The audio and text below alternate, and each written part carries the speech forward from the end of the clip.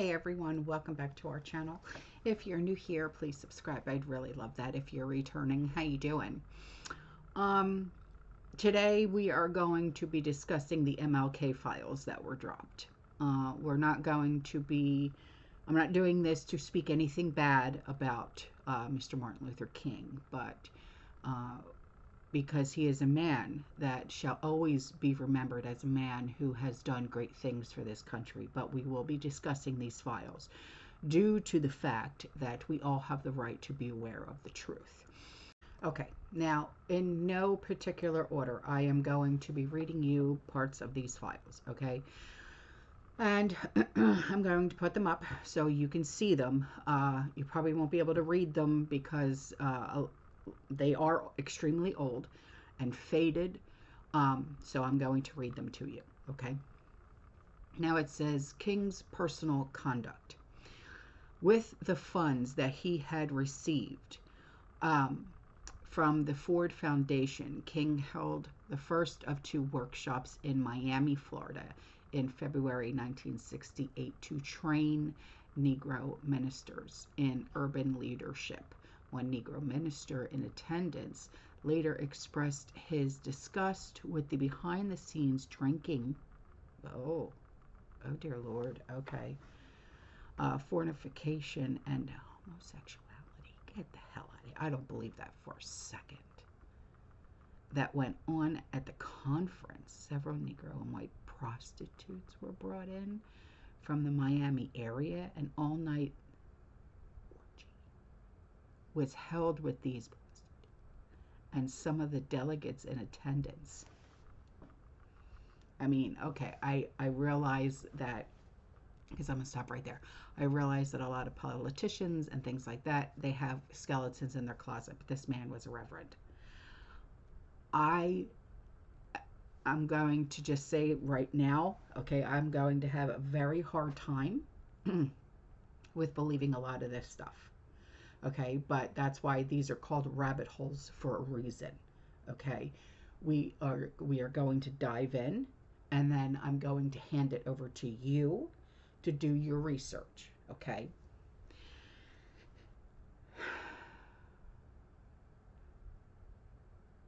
So it says one room had a large table in it, which was filled with whiskey. Two were paid $50 to put on a show, leave it at that, for the entertainment of guests. A variety of acts deviating from the normal were observed. Previous experiences. This activity is not new to King and his associates. As early as January 1964, King engaged in another two-day drunken in Washington, D.C. Many of those present engaged in these acts. I have to leave some words out. I hope you can understand because I'm not getting a strike for nobody, all right? Natural as well as unnatural for the entertainment of onlookers. When one of these females shied away from engaging in an unnatural act, King and other of the males present discussed how she was to be taught and initiated in this respect. Throughout the ensuing years and until this date, King has continued to carry on his aberrations secretly while holding himself out to public view as a moral leader of religious conviction. And I'm sorry, I'm just going to stop right there for just a moment because I will always see him as someone who held high morals and a lot of religious convictions. I have a lot of respect for this person, okay? And this is very hard for me to read. Okay, so I'm going to go on to the next page, okay? Okay, let's see. It says King's Mistress. It was learned in February 1968 from a very responsible Los Angeles individual in a position to know that King has been having an illicit love affair with the wife of a prominent Negro dentist. I hate that word. I don't like the in Los Angeles, California, since 1962, he believes King fathered a baby girl born to this woman in as much as her husband is allegedly sterile. Okay, well, that's easy to, DNA, hello, you know. So the child resemble, if they were to do it now, not then, now, you know what I'm saying? Anyway, the child resembles King to a great degree, and King contributes to the support of this child. He calls this woman every Wednesday and frequently meets her in various cities throughout the country. The individual who reported this is himself a prominent Negro. That word. It's just as bad as the other N word. You know what I'm saying? I don't like it. So anyway, who is related by law to King's mistress. He advised he has known King since 1960 and refers to him as a hypocrite.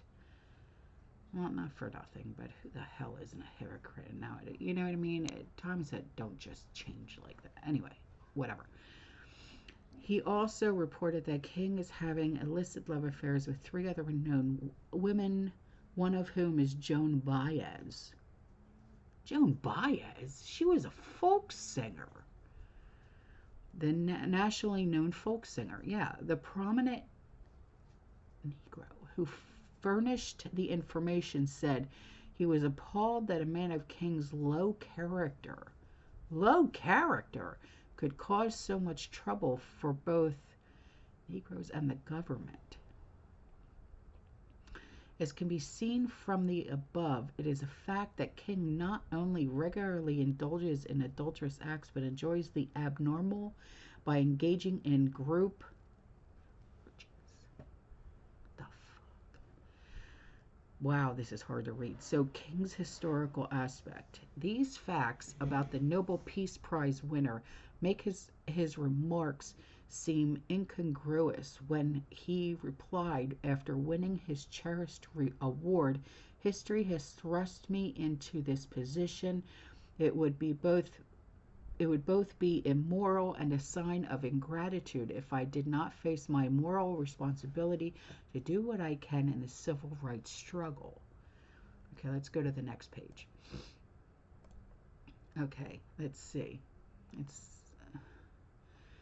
This says page 5. So let's see. He was a successful businessman, but he also was clandestine fundraiser for the CPUSA. He was entrusted with raising and handling secret funds for the party and used some of these funds to finance his own activities. The Levison, who the hell is Levison, influence other subversives were attracted to SCLC. Hunter Pitts Odell, former National Committee member of the CPUSA, was employed by SCLC in 1962, and King mentioned to Levinson that he was thinking of adding an administrative assistant to his staff. Levinson recommended Odell, who was then head of SCLC's New York office. King said he liked the idea. At the time, King was well aware of Levinson and Odell's communist affiliations. You're gonna have communists in with your shit? What?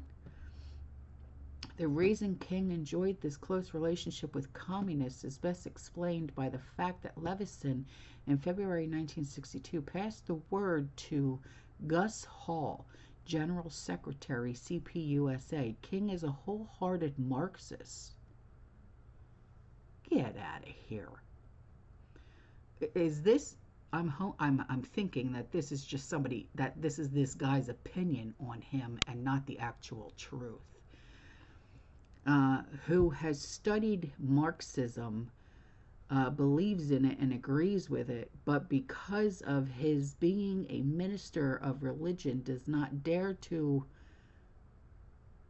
expose it publicly. Further, in March 1962, Levinson told a CPUSA functionary that King was concerned about a communist label being pinned on us, but that at the same time, he wanted to do everything possible to evidence friendship toward the Soviet Union.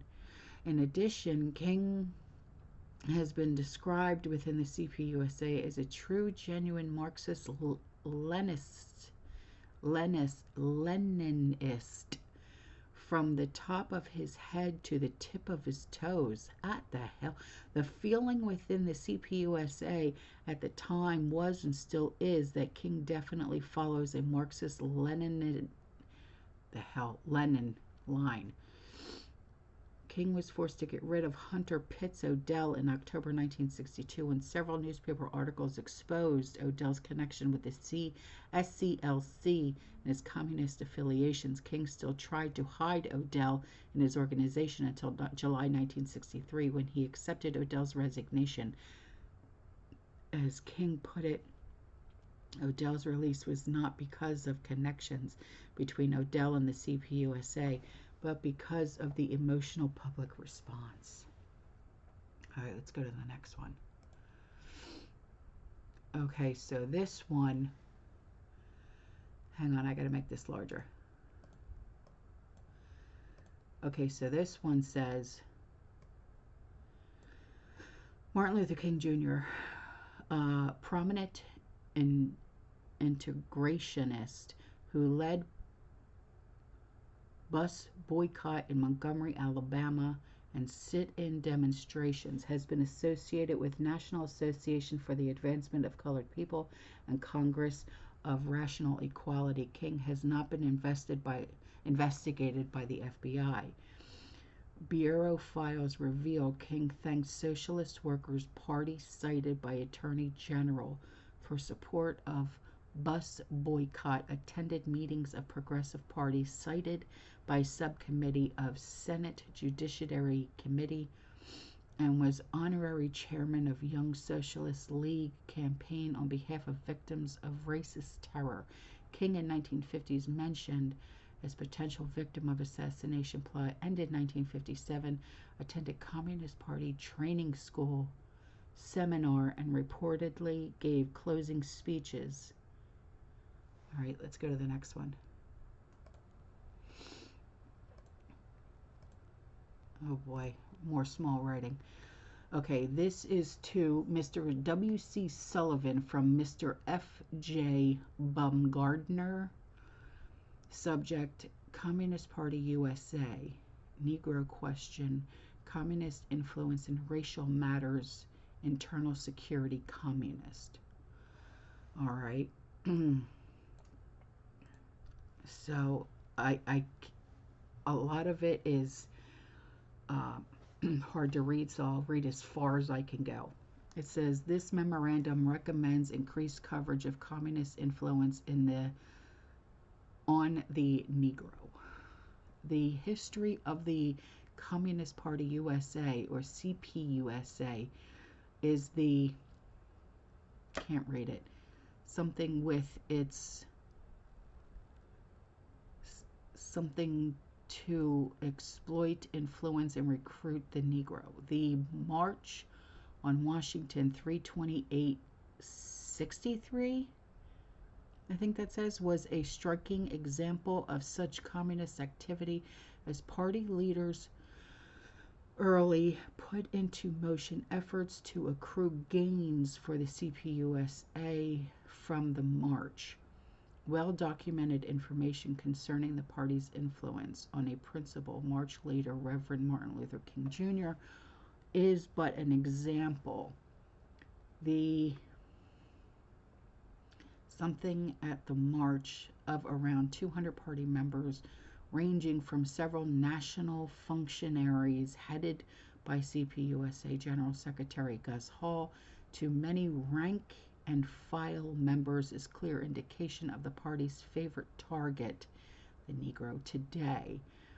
All indications are that the march was not underlined, the end of the line, and that the party will step up its efforts to exploit racial unrest and in every possible way claim credit for itself relating to any gains achieved by the Negro. Wow, that's wrong.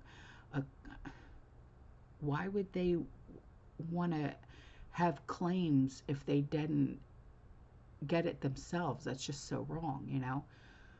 A clear-cut indication of the party's designs is revealed in its plans to hold a highly secretive leadership meeting in November 1963, which will deal primarily with the Negro situation. This situation. This meeting is to be preceded by Gus Hall.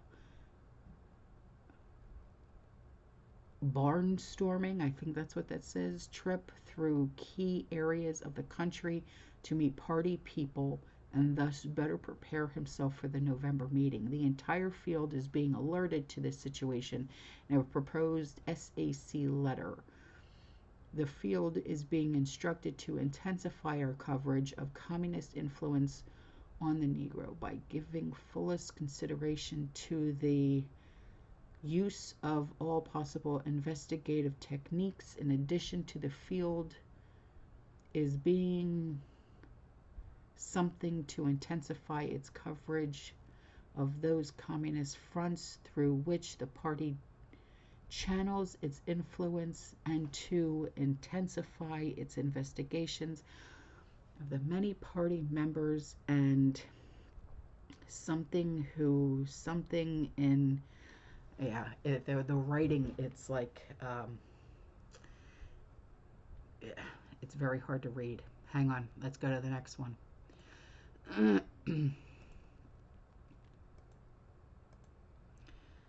And then it says that would stand up in testimony in court or before congressional committees that though Communist Party USA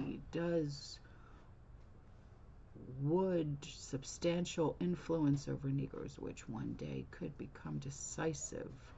The memorandum, which the director penetratively questioned while showing in the details the communist impact on Negroes, did suffer from such limitations. These limitations we will make every effort to lift in the future.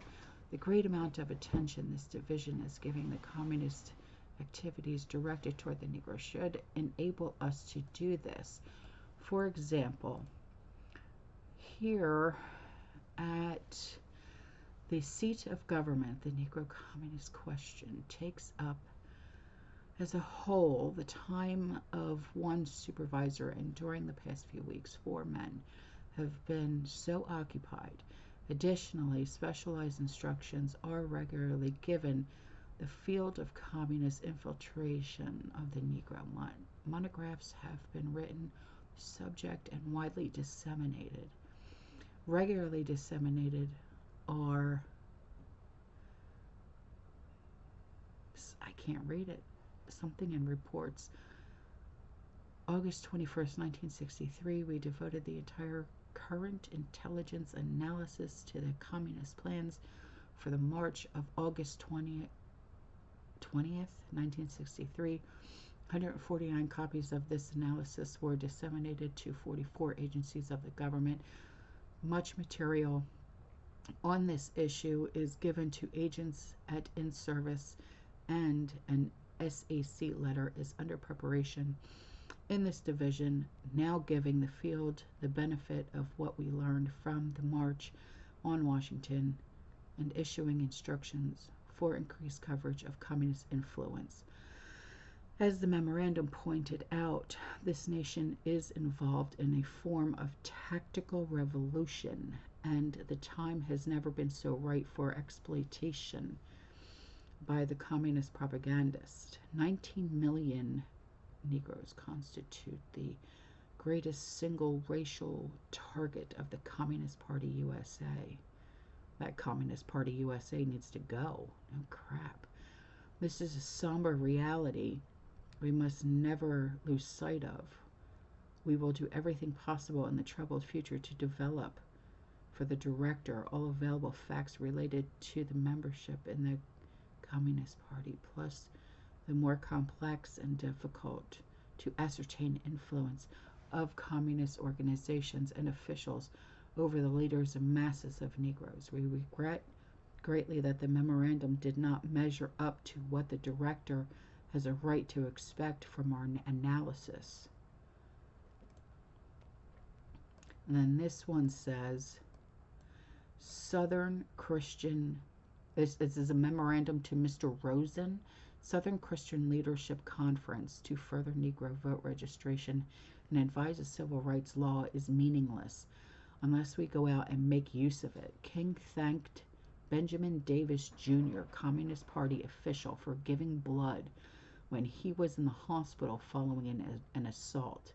King in 1960 indicated his support for Committee to Secure Justice for Morton Sobel, cited by House Committee on Un-American Activities as Communist Front, and in 1961 wrote article in The Nation which called for integration of FBI to help speed integration. King attended meetings with integration leaders in Montgomery, Alabama, 5/21/61. All right, next one.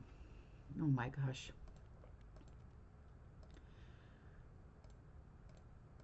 Okay, so this one is to a Mr. A.H. Belmont from a Mr. W.C. Sullivan. This one says, reference is made to the enclosed material on which the director was written. This memo reminds me vividly of those I received when Castro took over Cuba. You contended then that Castro and his cohorts were not communist and not influenced by communists. Time alone proved you wrong. I, for one, cannot ignore the memos regarding King et al. As having only an infinitesimal effect on the efforts to exploit the American Negro by the communists. The director is correct. We were completely wrong about believing the evidence was not sufficient to determine some years ago that Fidel Castro was not a communist or under communist influence. On investigating and writing about communism, and though American Negro, we had better remember this and profit by the lesson it should teach us. I don't believe for a second that MLK was a communist. I do think that the letter goes on, it says, I do think that much of the difficulty relating to the memorandum, rightly questioned by the director, is to be found centered in the word influence. We do not have, and no government agency or private organization has, any yardstick which can accurately measure influence in this particular context, even when we know it does exist, such as the case of the obvious influence over Martin Luther King and King's influence over the Negro leaders. Personally, I believe in the light of King's powerful demagogic speech yesterday, he stands head and shoulders over all of the leaders put together when it comes to influencing great masses. We must mark him now. What? If we have not done so before, as the most dangerous Negro of the future in this nation from the standpoint of communism, the Negro and national security, they've just pretty much said, yeah, we got to get rid of them and do it now. Oh my God. That's disgusting. On determining membership of Negroes in the Communist Party, we are not confronted with the same problem. We do not have accurate, does that say hero? I think it does. Accurate yardsticks for establishing membership. Of course, our standards are very exacting. This means there are many Negroes who are following travelers, sympathizers, or who aid the party, knowing or unknowing, but do not qualify as members. These we must not ignore. The old communist principle still holds. Communism must be built with non-communist hands. Therefore, it may be unrealistic to limit ourselves. We have been doing a legalistic proof or definitively conclusive, and then it cuts off. Hang on.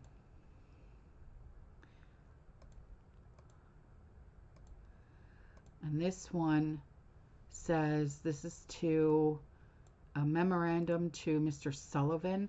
It says the proposed SAC letter requires key security offices to submit to the Bureau within 30 days an analysis of their current coverage of the communist activities in the Negro field, plus details of their plans for intensification. Also, these IG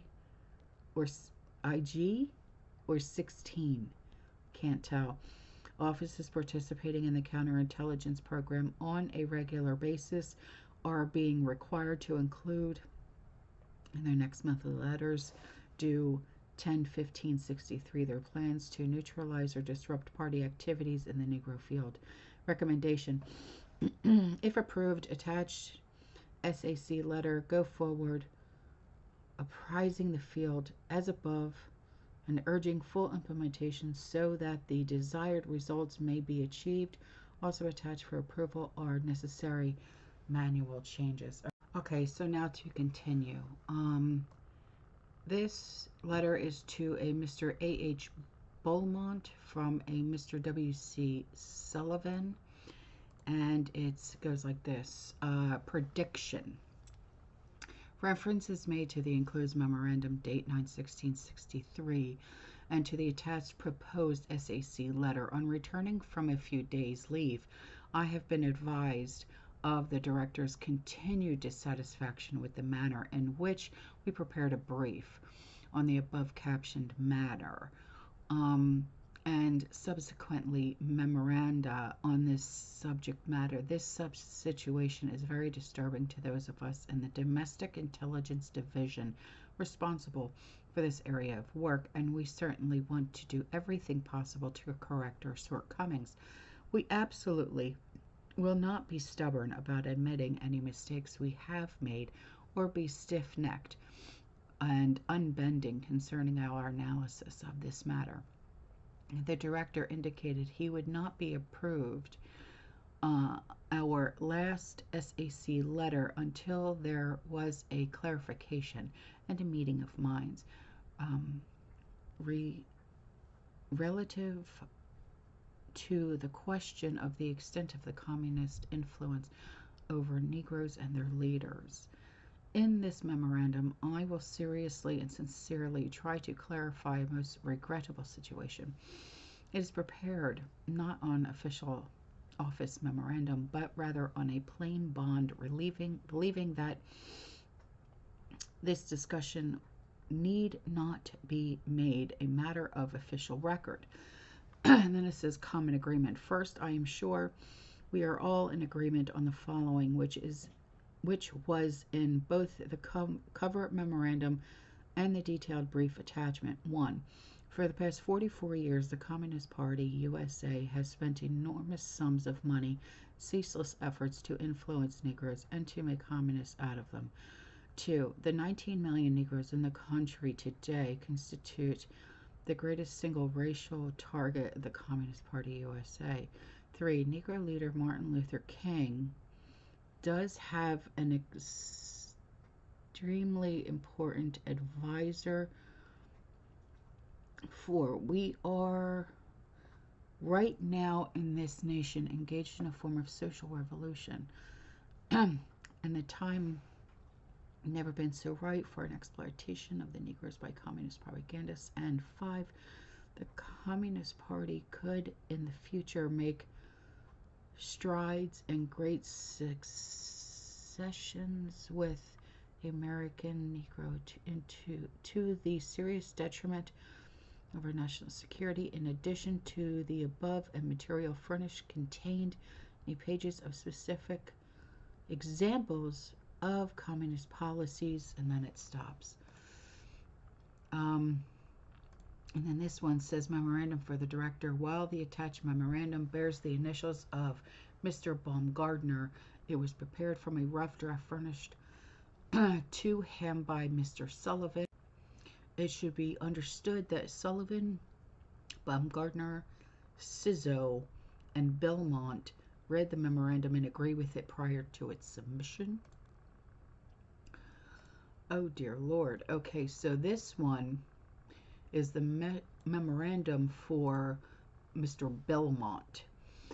And it says the essence of the situation seems to be this.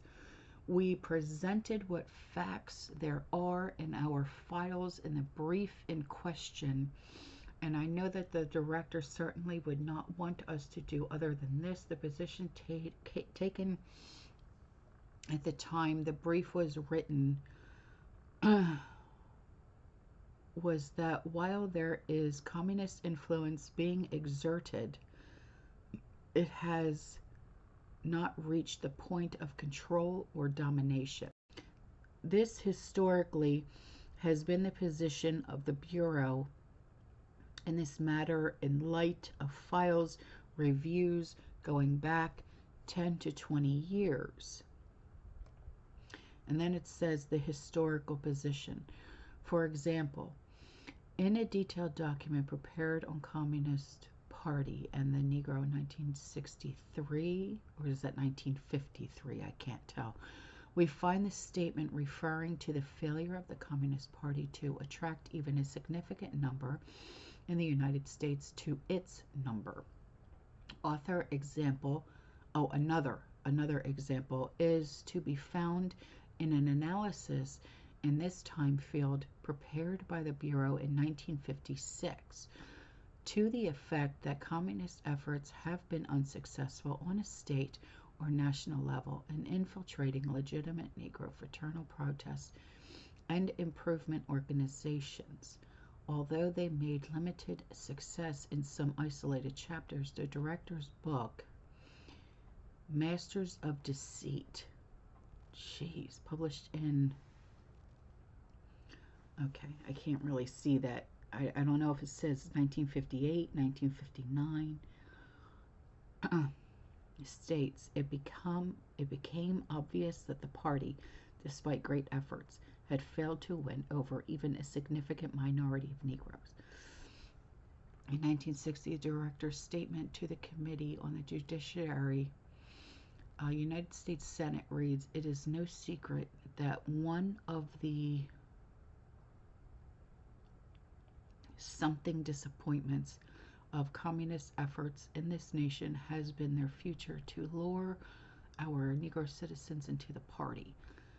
In 1962, similar public statements were made. On page 7 of the brief submitted to the director under the date of August 23, 1963, this historical position was restated, and it was said one of the bitterest, is that a word? Bitterest disappointments of the communists has been their single failure to lure any significant number of our Negro citizens into the party. This statement was set forth again in the cover memorandum, which the director marked. The point I wish to make is this. The fact that this has been our historical position in the Bureau for many years is no reason to assume that it is the correct position something this time, as the director has clearly explained. Times and conditions change. Evidence mounts naturally, so we need to change our positions along with this evidence. Oh, that's hard to read. Okay, so this one is memorandum for Mr. Belmont. It says interpretation. As we know, facts by themselves are not too meaningful, for they are somewhat like stones tossed in a heap as contrasted to the same stones put in the form of a sound edifice. It is obvious to us now that we do not put the proper interpretation upon the facts which we gave to the director. And then it says Martin Luther King. We have been aware of the communist influence for nearly 2 years on Martin Luther King Jr., head of the Southern Christian Leadership Conference, and in comprehensive memorandum entitled Communist Party USA Negro Question, dated 8/23/63. We set out information to the effect that the number of Negro leaders in this country have had subversive connections in their backgrounds and that Martin Luther King Jr. has been dealing with. As previously stated, we are in complete agreement with the director that communist influence is being exerted on Martin Luther King Jr. and that King is the strongest of the Negro leaders. As we have stated before in a memorandum, we regard Martin Luther King to be the most dangerous and effective leader in the country. Dangerous. In addition, we know the party is directing a major effort towards strengthening its position among the Negroes, and as much as we have information, the party plans to intensify its efforts to exploit the racial situation for the purpose of gaining influence among the Negroes. Jesus. And then this is also for Mr. Belmont. It says, recommendation that the director consider giving approval for sending the enclosed SAC letter to the field in order that other agencies and prominent government officials will be aware of the determined efforts of the Communist Party to exploit the racial situation. If the director approves, we will prepare a document setting forth clearly something attempts to penetrate, influence, and control the movement by something these facts forth clearly. The reader cannot help but be impressed with the seriousness of the communist activities.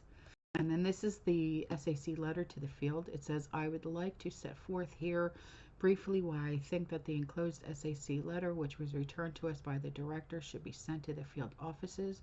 My first reason is this: we need to renew our efforts and keep the pressure on and leave no stone unturned to develop every and all facts which exist in this matter. Some of these facts may not have been unearthed by our field offices and will not be unless we follow up on this matter ever more closely with them. My second reason why I think the SAC letter should be sent is related to the present changing situation in the Communist Party.